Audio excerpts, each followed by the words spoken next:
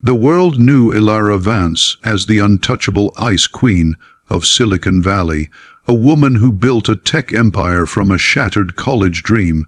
But as she stood frozen in the elegant, empty boardroom at midnight, the only empire crumbling was the fortress around her own heart. Across the polished mahogany table, Leo Bennett, the brilliant, quietly exhausted single father she'd hired as a consultant, was meticulously packing his daughter's crayon drawings from their late night work session into a worn leather satchel. His 6-year-old Maya, asleep on the plush sofa under his suit jacket, was the reason for the unconventional hours, a silent testament to his world of conflicting priorities. In a moment of sheer, uncharacteristic vulnerability, struck by the profound contrast between her sterile luxury and his quiet, tangible love, Elara heard the words escape her lips, coated in a brittle, self-deprecating laugh. "God, Leo, with this merger chaos, maybe I should just propose to you. Will you marry me?" It was a joke, a pressure valve release from a woman who commanded boardrooms but hadn't been on a date in 2 years, meant to highlight the absurdity of her isolated life. But Leo didn't laugh.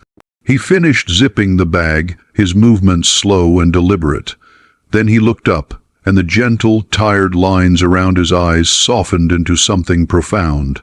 A smile, not of pity, but of deep, unsettling understanding, touched his lips. "What if I say yes?" he replied, his voice a low rumble in the silent room. The air evaporated.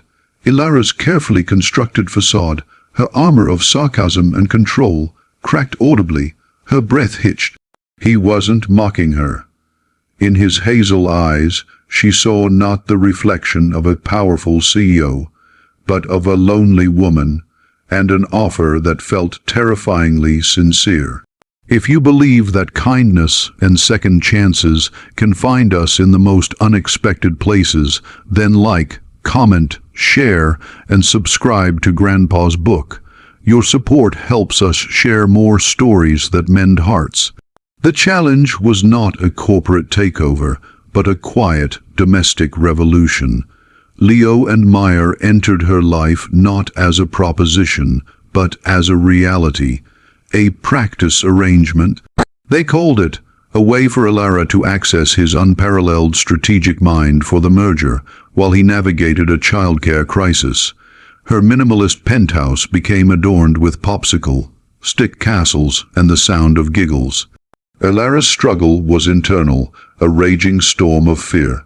She was a master of algorithms, yet the simple act of braiding Maya's hair felt like defusing a bomb. She could negotiate 9-figure deals, but the vulnerability of reading a bedtime story left her voice trembling. She feared her own sharp edges would cut this fragile, beautiful reality they were weaving. She'd lie awake, listening to the soft murmur of Leo reading to Maya in the guest room, feeling like an imposter in her own home, a spectator to a warmth she desperately craved but felt unworthy of. The turning point came on a rain, last Tuesday.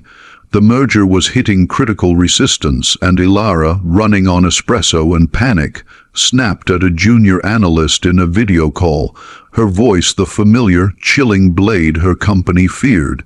She turned from the screen to find Maya standing in the doorway, Elara's favorite silk scarf clutched in her small hands, a makeshift superhero cape.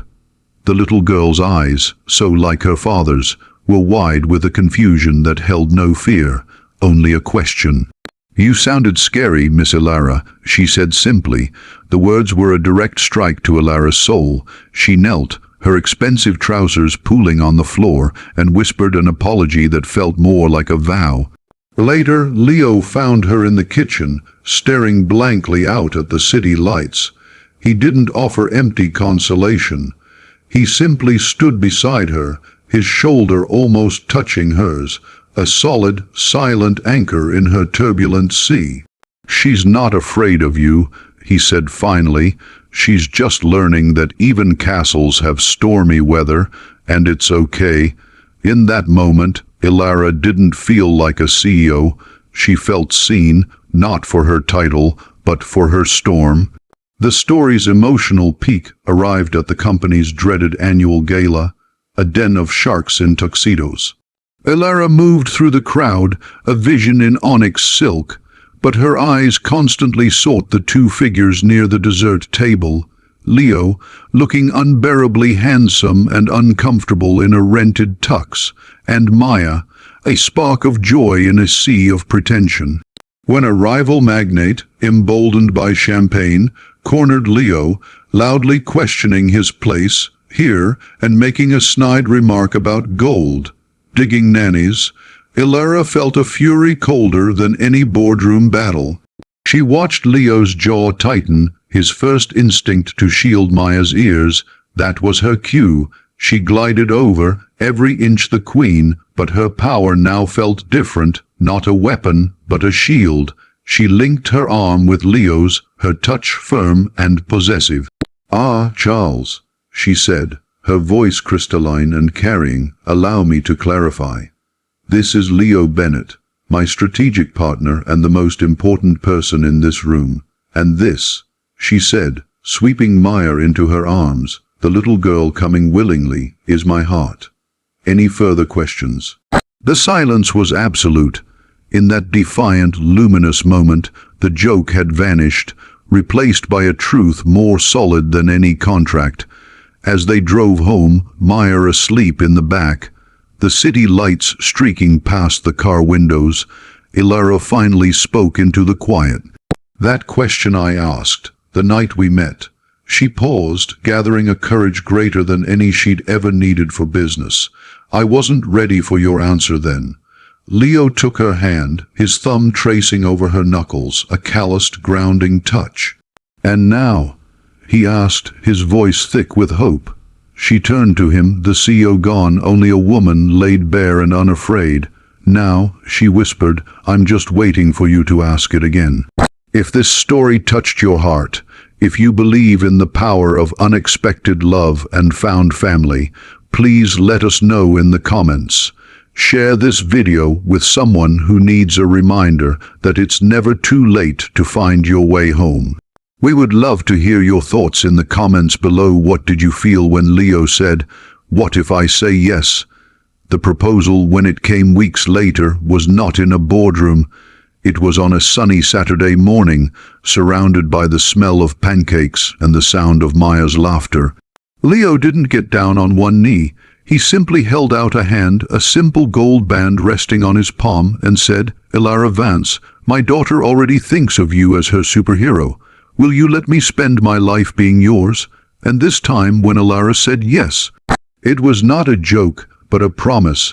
The first day of a merger, not of companies, but of souls. A family built not from a desperate quip, but from a choice, made again and again, every single day.